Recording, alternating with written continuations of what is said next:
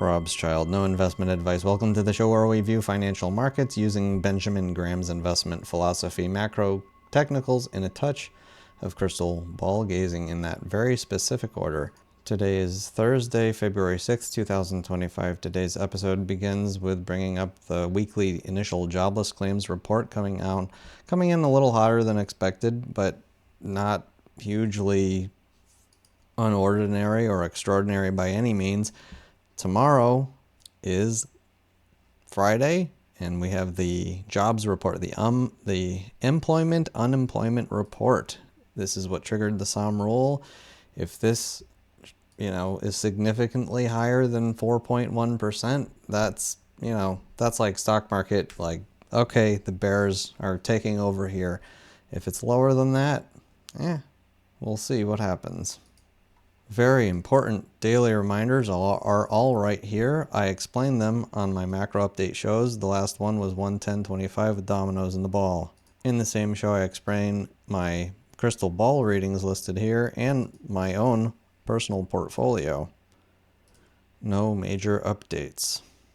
These are all things that I believe are potentially very undervalued at the moment. That's why I invest in them. That's why I always start with Benjamin Graham's investment philosophy. That's what it's all about. After looking through a number of markets, I'm starting to see a similar pattern that I've been seeing just in lots of different markets. This is the S&P 500, but I'm seeing this a lot where we have a ginormous move down very quickly, huge bear flag, and then we kind of trickle up, and then we go down. Those kind of even up and down, but then we trickle up, sharp move downs, trickle up. This one is the last two especially. We have a sharp move down, trickle up for 4 days, sharp move down, trickle up for 4 days. This is screaming that the bears are in control here, in my very strong opinion. You have things floating up, and then when the selling happens, it happens fast and brutally. I mean, these breaks in the market are big. These aren't like little breaks, and they've been happening so frequently lately. It's just, it's a testament to the idea that, the 6,100 level really probably is the top. Again, this level marks a trend line top on a logarithmic scale connecting .com high to today, which connects to the 1929 top right before the Great Depression. I said yesterday, and I'll keep saying, I'm gaining confidence now that this is like the top potentially for a very long time. But that's just me and my crystal ball. TLT. Holding the line. Again, I love when I draw a line the day before or a few days before, and the market, I'm not the only one to see it. Today's candle here, you can see the wick touched my line perfectly. I had said, based on this reverse head and shoulders and breaking to the upside. Also, if you look at this parallel channel here that we've been stuck in, also breaking on top of that channel, this is extremely bullish looking chart, and today really confirms that. The fact that you have this tiny little candle here at the top of yesterday's close, this is on a day-to-day basis, this is a bull flag. This is extremely bullish. Really, anything can happen based on, the jobs report is like a hugely important report.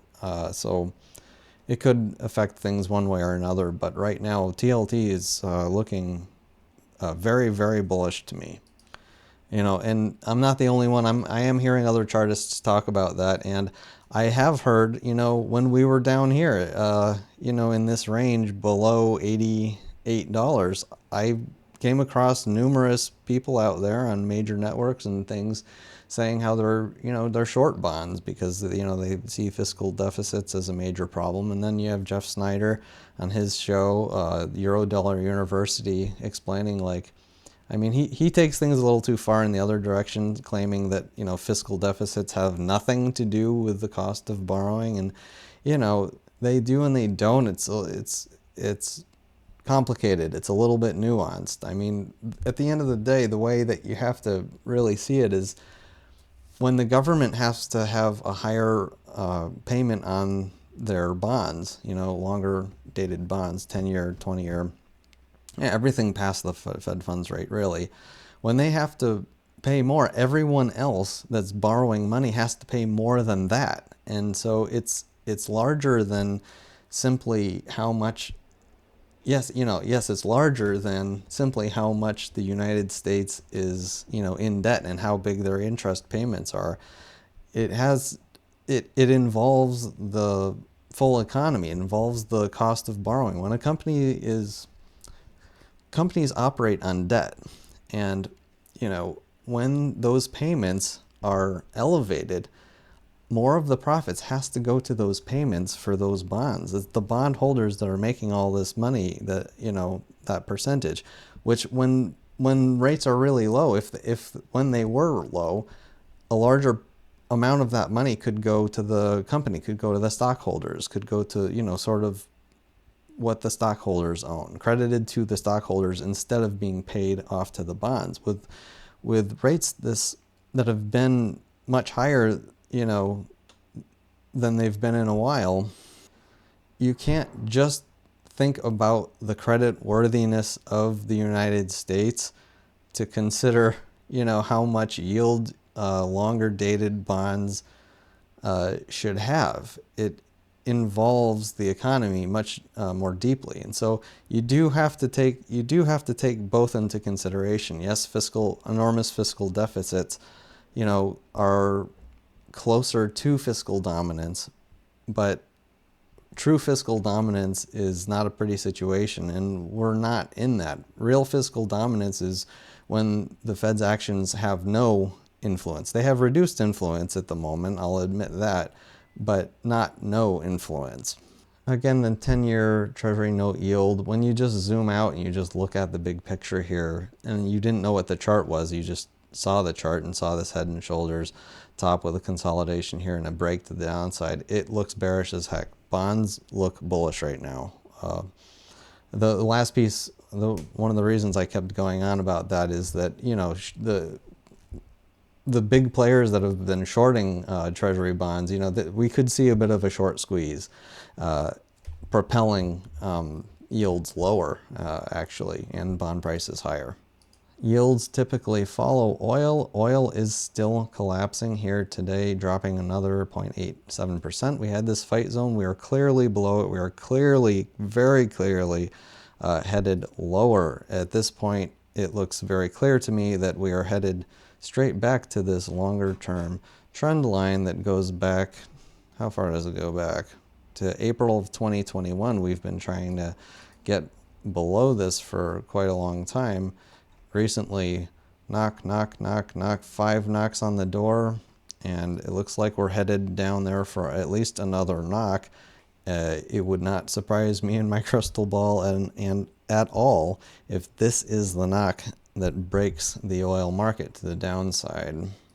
With other markets looking shaky sideways, copper surprisingly looking bullish. It's surprising to me. Again, I don't know if this has to do with the production of copper slowing down, but don't ignore Dr. Copper. Don't ever call him Mr. Dr. Copper with a PhD in economics. He sees a little bit of strength around the corner. And then gold, I said, looks like we're headed straight to 3,000. This still definitely looks very bullish. Yeah, it's a red candle today. We went down a little bit, but that's considered a buyable break. You'll have professionals that trade various momentum strategies, Bollinger Bands, embedded ratings, gamma flip lines, 5-day moving averages. It's bullish. You're going to have a lot of buyers here in gold. It looks like it still wants to keep climbing higher. That's all from me and my crystal ball. I hope you enjoyed. Thank you for watching, and see you next time, Robschild.